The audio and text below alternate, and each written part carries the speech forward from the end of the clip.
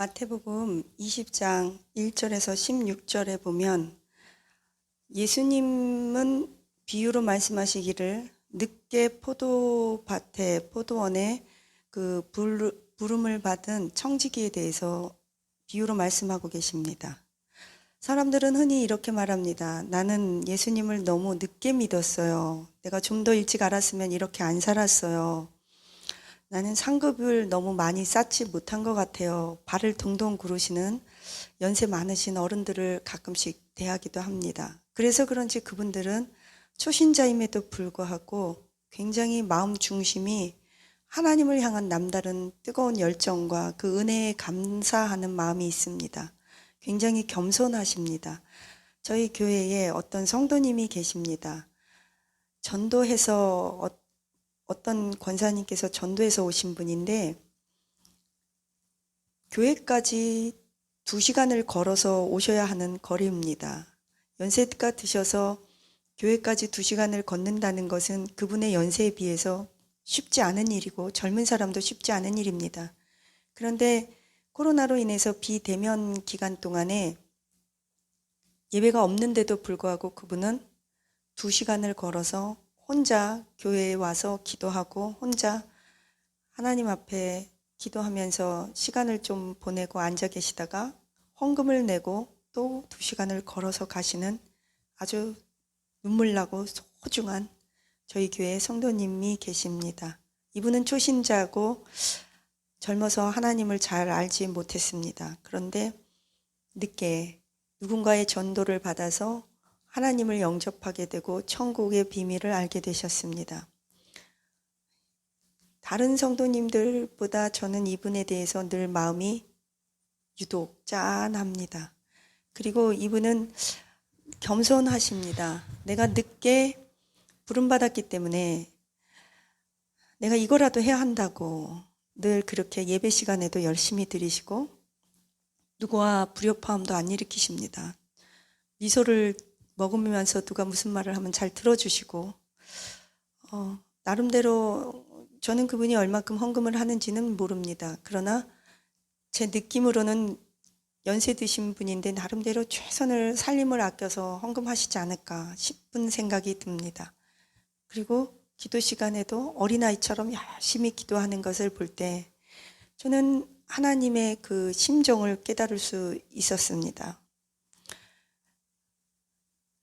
오늘 포도원에 늦게 부름받은 청지기 주인이 길거리에 나가서 포도밭에서 일할 청지기들을 불러옵니다.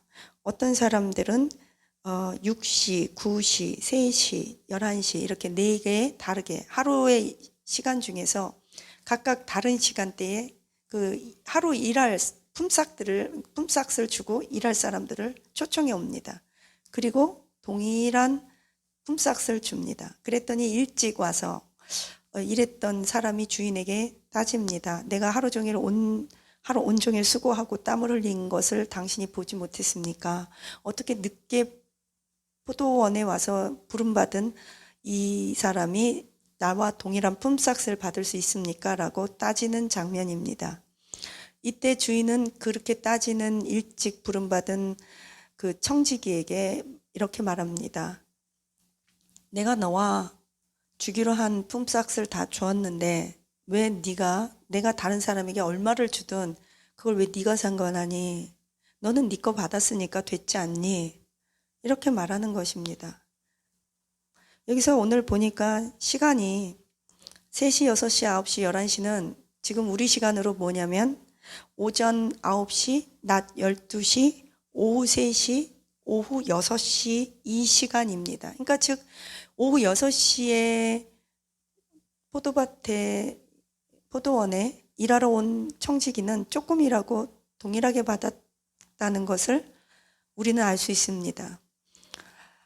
오늘 이 비유는 하나님께서 우리들을 평가하실 때, 우리에게 상급을 주실 때, 우리에게 상 주실 때 어떻게 평가하는지에 대해서 보여주는 하나의 기준이기도 합니다. 즉, 늦게 부름받은 사람들에게도 하나님은 기회를 주신다는 것이고 그가 성실히 최선을 다해서 진심으로 일을 하고 하나님을 섬기면 그에게도 동일한 상급으로 갚아주신다는 것을 보여줍니다. 이 항의했던 먼저 왔던 청지기는 첫째, 하나님의 마음을, 주인의 마음을 잘 이해하지 못했습니다. 둘째, 그 모든 주권이 주인에게 있음을 인정하지 않았습니다. 마치 돌아온 탕자의 비유에서 뭐냐, 아버지 집에 늘 있었던 장자 큰아들의 마음처럼 늘 비교하는 거죠. 저 둘째 아들은 아버지의 유산을 가지고 나가서 허랑방탕하게 살다가 유산을 다 탕진하고 왔는데 어찌하여 내가 계속 평생 아버지 집에서 열심히 일했던 나와 이렇게 동일하게 취급을 해주십니까? 라고 큰아들이 따진 것처럼 먼저 포도밭에 와서 일했던 청지기가 그런 서운한 큰아들의 마음처럼 서운한 마음이 들었던 것 같습니다. 우리는 여기에서 이 일찍 부름받아서 일했던 청지기는 주인의 마음을 몰랐고 주인의 주권을 인정하지 않았을 뿐만 아니라 자기 자신도 거저받고 그냥 받고 은혜로 받은 것을 알지 못했습니다. 더 나아가서 나도 어떻게 생각하면 길거리에서 일할 것이 없어서 그냥 하루하루 놀면서 허송세월하고 허랑방탕하게 살고 주인을 만나지 않았다면 의미 없는 인생을 살아야만 할 텐데 나를 불러주신 것이 너무나 감사하다는 것을 알지 못했습니다. 하나님의 기준, 그것은 언제나 절대평가입니다. 상대평가가 아닙니다. 누구와 누구를 비교하고 일찍 온 자, 늦게 온 자를 비교하는 것이 아니라 그 사람의 행동과 중심, 그의 목적과 동기를 불꽃 같은 눈동자로 하나님은 보고 계신다는 것을 우리에게 보여주십니다. 또한 더 나가서 하나님의 심판, 하나님의 평가 기준은 비교가 아니라 또 늦게 부름 받았을지라도 최선을 다할 경우에 우리에게 동일한 기회와 상급을 주시는 것을 참 늦게 부름 받은 자들에게는 굉장한 희소식입니다. 그런데 저는 제가 목사로서 우리 성도님들을 볼 때 어떤 분은 직분이 있습니다. 예를 들어 권사나 장로, 어떤 분은 30년 교회를 다녔습니다. 그런데 초신자만도 못할 때가 있는 것을 볼 때, 아, 이게 이 비유일 수 있겠구나. 그러면서 이 비유 바로 이전에 예수님이 하신 말씀이 있습니다. 누구든지 너희로서 먼저 된 자가 나중되고 나중된 자가 먼저 될 사람도 있느니라. 연수가 길다고 하나님 앞에 예수님의 기쁨이 될 수 있는 것은 결단코 아니라고 생각하고 아닌 것을 저도 알고 있고 성경이 써 있고 저도 목회를 하면서 뼛속 깊이 이렇게 느껴지는 어떤 부분이기도 합니다.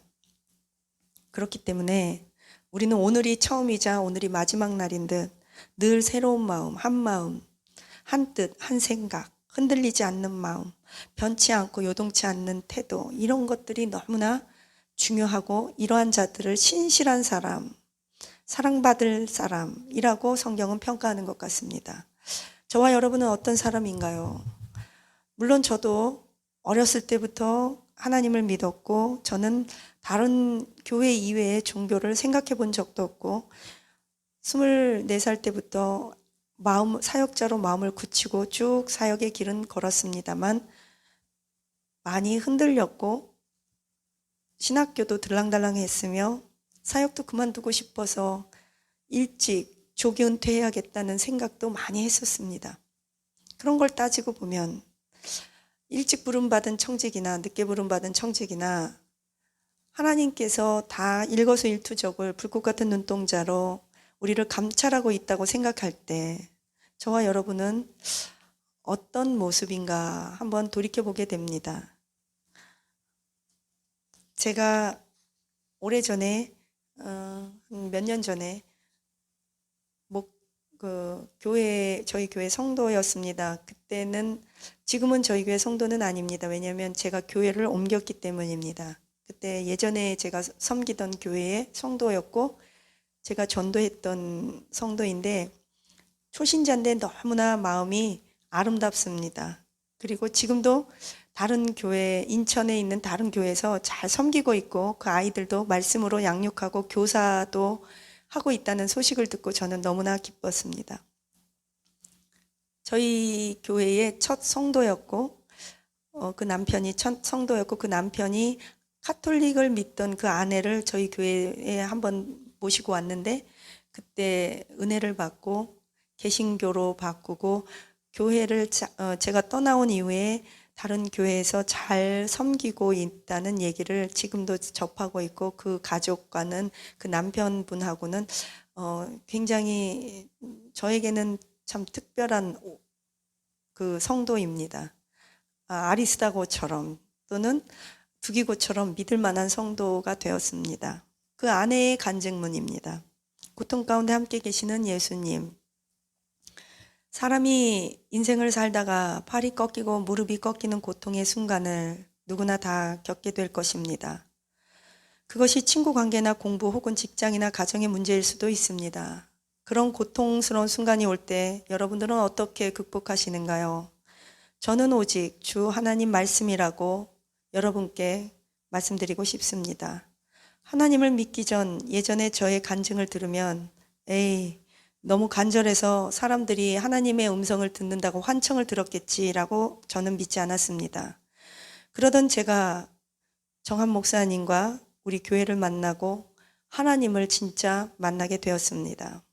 저는 몇 년 2월 23일 주일날 방언을 받은 후에 귀한 일들이 일어나고 있었습니다. 성령님께서 마치 저에게 밤에 일어나 기도하라는 듯한 느낌 때문에 저는 한번 보통 자면 골아떨어지던 제가 갑자기 밤에 일어나서 무릎 꿇고 기도를 하기 시작했습니다. 정작 제가 원하는 기도는 저의 고통에 대해서 기도를 하려고 했는데 입만 열면 우리 교회와 성도들을 위한 기도가 절로 나왔습니다. 기도하다가 잠이 들면 다리가 저려서 깨기도 하였습니다. 그러던 중 2월 23일부터 기도하다가 3월 30일 제가 주일 기도하는데 갑자기 저도 모르게 제 손을 번쩍 들었습니다. 그리고 저도 모르게 온몸이 덜덜덜 떨렸습니다. 그리고 저는 저의 아들에게 같이 날마다 기도해달라고 부탁하였습니다. 그러다가 저는 하나의 기적이 일어나게 되었습니다. 나의 삶에 4월 5일 금요철야를 드리게 되었는데 목사님과 전도사님의 찬양 속에 기도를 드리던 중 갑자기 저도 모르게 노래처럼 찬양 기도를 드리기 시작하였습니다. 그때 저의 머리가 우웅 하면서 낮은 음성으로 저는 평생에 이런 말을 들어본 적이 없는데 제 마음속에 슬퍼하지 마라 이렇게 주님이 말씀하시는 것 같았습니다. 너무나 순식간에 일어난 일이라 내가 제대로 들은 것인가? 저는 제 귀를 의심할 수밖에 없었고 그래도 저는 계속 찬양으로 기도를 드리게 되었습니다. 그때 제가 아멘 소리를 내면 마치 누군가가 함께 똑같이 하는 그런 소리가 응답으로 들려오는 것 같이 저의 귀에 들려서 저는 그 소리가 너무 아름답고 황홀하여 저도 모르게 한박 웃음이 지어지며 찬양 기도를 계속 하게 되었습니다. 너무 아름다운 소리라서 계속 찬양으로 기도를 하는데 철야 예배 후에도 도대체 이게 무엇인지 몰랐습니다. 그런데 갑자기 제 머릿속에 드는 생각은 아마도 내가 너무너무 슬프고 힘드니까 나의 기도에 천사들이 함께 찬양을 불러준 것이라고 생각이 들었습니다. 천사들의 찬양 소리, 그것을 들으면서 저는 날마다 떨리는 몸을 떨지 않게 되었습니다. 여러분도 혹시 고통 가운데 계십니까? 저는 요즘 고통 가운데 있습니다. 그런데 고린도전서 13장 13절의 말씀, 믿음, 소망, 사랑 이 세 가지는 항상 있을 것인데 그 중에 제일은 사랑이라고 그 말씀이 제 머릿속에 떠올랐습니다. 하나님은 우리를 사랑하십니다. 언제까지 사랑하십니다. 저는 주님을 만나고 주님을 사모하며 주님과 함께 하심을 저는 느낍니다. 그래서 저의 이런 고통 가운데 마음의 평온을 느끼게 되었습니다. 저는 이 성도님들이 제 마음 가운데 깊이 자리 잡고 계십니다. 아이도 잘 키워주시고 남편분도 아주 헌신하고 하나님 떠나지 않고 늘 저에게 이런 말씀을 하십니다. 목사님 저 천국 꼭 갈 수 있게 저 데려가 주세요. 제가 못 데려가죠. 그러나 예수님께서 그분의 그런 중심과 어린아이 같이 순전한 믿음을 보시고 예수님께서 데려가시죠. 성령님이 인치시죠. 예수님이 인도해 주시죠. 네, 믿습니다. 천국은요, 어린아이처럼 순전했으면 좋겠습니다. 그런 사람들이 가게 돼 있고 그런 사람들의 상급이 클 거라고 전 믿습니다. 천국은요, 단순하고 계산 안 하고 어린아이 같고 겸손하고 낮아지고, 누구든지 이 어린아이 같지 않으면 천국에서 높아질 수 없다고 그러잖아요. 낮아지면 높아지고자 하느냐 낮아져라. 천국은요, 정말 겸손하고 그랬으면 좋겠습니다. 순진한 마음으로 계산하지 않고 한 걸음 한 걸음씩 예수님의 손에 이끌려서 가는 저와 여러분 되시기를 축복합니다. 늦게 오셨어요? 늦게 예수님 만났나요? 우리 이 집사님처럼 그래, 벌써 이제 오랜 세월 몇 년 됐죠? 괜찮아요. 너무 나이 많으세요? 젊은 시절 다 허랑방탕히 살았어요? 괜찮아요. 지금부터 시작하세요. 하나님께서 그것을 감안해 주실 거예요. 기도합시다. 하나님 감사합니다. 늦게 부름 받았지만 하나님 착실하게 믿게 하옵소서, 진실되게 믿게 하옵소서. 집사, 권사, 장로의 직분은 소중하지만 그런 것 없다 해도 너무 늦게 노인이 돼서 60, 70, 80이 돼서 예수님 만났다 해도 용기 잃지 않게 하옵소서. 하나님 발을 동동 구르는, 천국에서 발 동동 구르는 것보다 낫습니다. 하나님, 우리가 오래 하나님 믿었다고요? 오늘이 처음 믿는 사람처럼 첫사랑 회복하고 겸손하게 순진하게 착하게 어린아이처럼 하나님 처음 믿는 사람처럼 이 몸밖에 더 없어서 이 몸 드린다는 고백하게 하옵소서. 감사드리며 예수님 이름으로 기도합니다. 아멘.